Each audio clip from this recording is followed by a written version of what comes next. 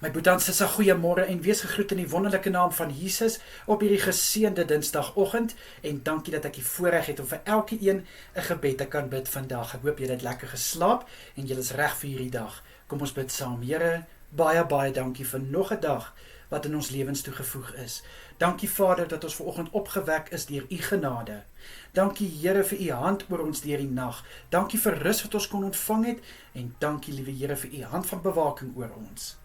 Vader, ek bid vir hierdie dag wat voor lê. Ek bid dat elke boeta en sissa, Vader, u goedheid in hulle dag sal ervaar. Ek bid dat u guns oor hulle uitgestort sal wees deur hierdie dag, in Jesus naam. Vader, mag u genade hulle volg waar hulle ook al gaan.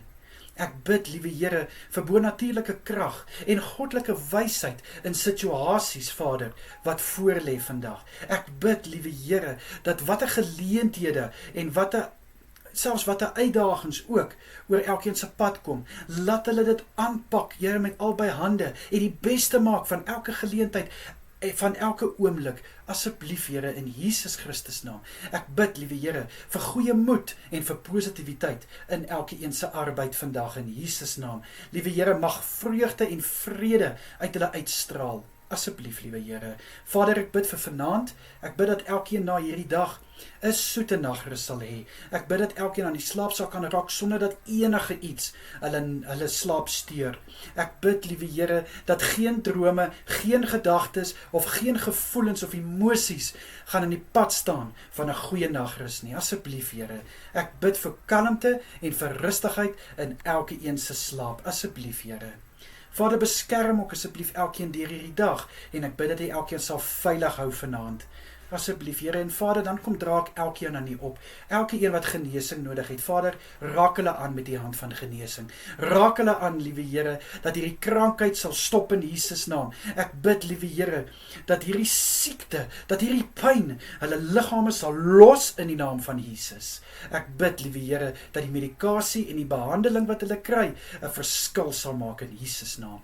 Here, vir elkeen wat troos nodig het, wat vertroosting nodig het, Here, bid ek, dat hulle by u en u alleenlik hulle troos sal vind, dat hulle vertroos sal word, liewe Here, dat hulle sal vashou aan die mooi herinneringe van hulle geliefdes wat afgesterf het.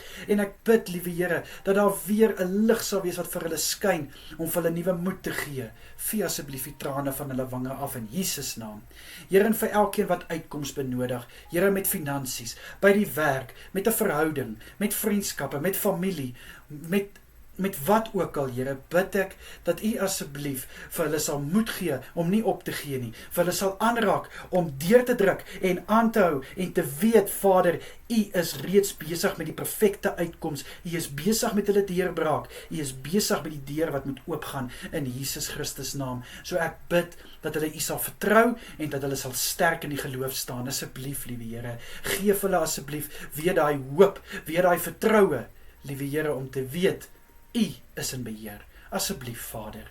Dit is my gebed in Jesus naam. Here, ons is lief vir u en ons besef net meer en meer, ons is niks sonder u nie. In die kosbare naam. Amen en amen.